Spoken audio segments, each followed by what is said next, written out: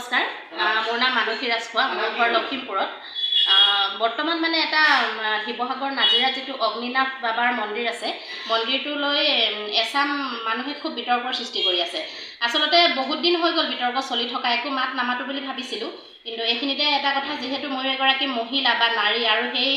মন্দিৰটো অগ্নিনাভ বাবাৰ যিটো মন্দিৰটোৰ স্বত্বাধিকাৰী এগৰাকী মহিলা গতিকে এটা কথা তেওঁক মুক্ত মনেৰে সুধিব বিচাৰিছোঁ এই প্ৰশ্নটো যদি উত্থাপন হৈ আছে ছ'চিয়েল মিডিয়া বা সামাজিক মাধ্যমত কিন্তু মুকলি মনেৰে তেওঁ এতিয়ালৈকে কোনেও এইটো প্ৰশ্ন কৰা নাই মই কৰিব বিচাৰিছোঁ আচলতে অগ্নিনাভ মন্দিৰটোৰ যিগৰাকী স্বত্বাধিকাৰী শিখা মজিন্দৰ বৰুৱা বাইদেউগৰাকী আসলতে যিটো আমাৰ মহিলাসকলৰ যিটো আমাৰ মাহেকীয়া ঋতুস্ৰাৱ বুলি কয় এইটো তেওঁ আসলতে হয়নে নহয় আৰু তেওঁ ইউটেৰাছটো যদি উঠাই থৈছে আমি গম নাপাওঁ বাৰু তেওঁ মাহেকীয়া হয়তো নহ'বও পাৰে আজিকালি খুব কম বয়সতে মানুহে ইউটেৰাছটো উঠাই দিয়ে গতিকে মানুহ মাহেকীয়া নহয় এই কথাটো তেওঁৰ পৰা জানিব বিচাৰিছোঁ যদি তেওঁ মাহেকীয়া হয় তেতিয়াহ'লেতো 8 দিন মানলৈকে আমাৰ যিসকল মহিলা আমি আসলতে ধৰ্মীয় তেনেকুৱা অনুষ্ঠানলৈ আমি নাযাওঁ মাহেকীয়া হৈ থাকিলে যদি তেওঁ গৈছে বা তেওঁ সেইটো কাম কৰিছে নজনাকেও তেওঁ সেইটো কিন্তু ভুল কৰিছে কাৰণ মহাদেৱৰ নামত তেওঁ আসলতে এইটো কৰিব নালাগে আৰু এটা কথা মাজতে দেখিবলৈ পাইছিলোঁ যেতিয়া তেওঁৰ মানে খুব মন্ত্ৰ উচ্চাৰণ কৰি মানে তেওঁৰ মাতটো ভাঙি গৈছিল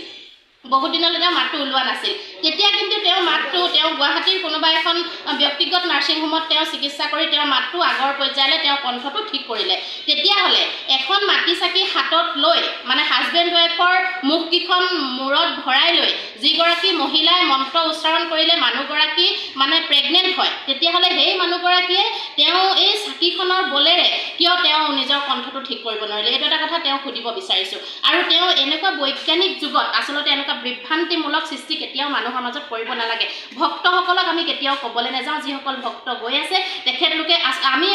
আমাৰ হিন্দু ধৰ্মত কি হয় ক'ৰবাত যদি এটা আহঁত গছতো যদি এডোখৰ গেৰুৱা কাপোৰ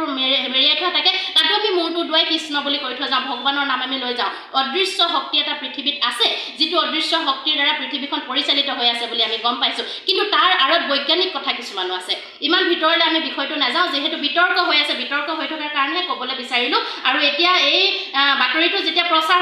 হোৱাৰ পিছত বহুতে হয়তো চাগে মোক মুকলি মনেৰে প্ৰশ্ন কৰিব বা বহুতে ক'ব যে এইটো বেয়া হৈছে মানে শিৱৰ নামত এনেকুৱা কৰিব নালাগে বা মানুহগৰাকীয়ে টকা নিজে বিচৰা নাছিলে আচলতে মানুহে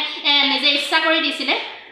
500 টকাকৈ যেতিয়া এখন শৰাইত লোৱা হয় তেতিয়াহ'লে এদিনত মানে তেওঁ অতি কমে 50খন শৰাইৰ পইচা পায় পইচাটো তেওঁ পাওক তেওঁ পইচা ঘটাৰ এটা আহিলা হিচাপে মহাদেৱক ব্যৱহাৰ কৰিছে আমি সেইটো ভালেই পাইছোঁ কিবা এটাতো লাগিব ৰাস্তা মই কিবা এটা কাম কৰি আছোঁ তাত 2 টকা পাইছোঁ মই সেইটো কৰিমেই ন গতিকে তেওঁ সেইটো কাম কৰি আছে তেওঁ ভাল পাইছে কৰক ক'বলৈ নাযাওঁ কিন্তু মানুহৰ মনত যিটো বিভ্ৰান্তিৰ সৃষ্টি কৰিছে এগছি মাটি চাকি হাতত লৈ কেইটামান মন্ত্ৰ উচ্চাৰণ কৰিলেই যদি মানুহৰ বিভিন্ন দিশৰ পৰা মানুহ কুশল মংগল হয় তেতিয়াহ'লে মই মোৰ ল'ৰাটো ইমান কষ্ট কৰি কিয় পঢ়াইছোঁ বা বাকী যে মানুহবিলাকে ইমান কষ্ট কৰি ল'ৰা ছোৱালীবিলাক কিয় পঢ়াইছে আমি হায়াৰ ছেকেণ্ডাৰী ভালকৈ পাছ কৰি যোৱাৰ পিছতে আমাৰ সন্তানটি আমি সদায় মানে ছায়েন্সত কিয় পঢ়াব বিচাৰোঁ ষ্ট্ৰীম ছায়েন্স কিয় দিওঁ কাৰণ তাত মানে আমি বিচাৰোঁ যে মোৰ ল'ৰাটো ডক্টৰ হওক বা মোৰ ল'ৰাটো ইঞ্জিনিয়াৰ হওক বা মোৰ ল'ৰাটো ভালকৈ এটা প্ৰশাসনিক বিষয়া হওক এনেকৈ আমি বিচাৰোঁ কিন্তু আমি কেতিয়াও কবিৰাজ হ'বলৈ মোৰ ল'ৰাটো আগবঢ়াই নিদিওঁ কেতিয়াও শিৱ বাবাৰ নামত এনেকৈ মানে মন্দিৰ খুলি শিৱ বাবাৰ নামত তেওঁ টকা আৰ্জিবৰ কাৰণে আমি তেখেতক আমি মোৰ সন্তানটি কেতিয়াও আগবঢ়াই নিদিওঁ গতিকে পৃথিৱীত যদি এগছি মাটি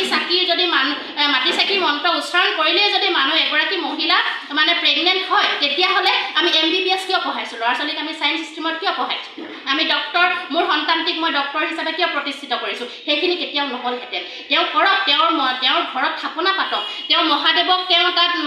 তেওঁ নিজে পূজা কৰক আমি ক'বলৈ নাযাওঁ আৰু 10গৰাকী মহিলাও তাত কৰক আমি তাত ক'বলৈ নাযাওঁ কিন্তু তেওঁ যিটো কাম কৰি আছে এইটো আচলতে যিটো প্ৰচাৰ কৰি আছে এইটো সাংঘাতিক ধৰণে বেয়া কৰিছে কাৰণ তেওঁ যেতিয়াৰ পৰা তেওঁ মন্দিৰটো মানে প্ৰচাৰলৈ আহিলে প্ৰচাৰ হ'ল তেতিয়াৰ পৰাই তেওঁ কি কৰিলে তাত বিভিন্ন ধৰণৰ তৰিকা লগাই দিলে তাত শিৱও মানে কেতিয়াবা কোনোবা 2গৰাকীমান মহিলা দেখোঁ খুব মানে উদণ্ডভাৱেৰে চুলি তুলি মেলি মানে তাত তেওঁলোকে নাচি থাকে তেওঁলোকৰ গাত শিৱ বাবা লম্ভিছে কথাটো কি আচলতে বাবাটো কেনেকৈ লম্ভে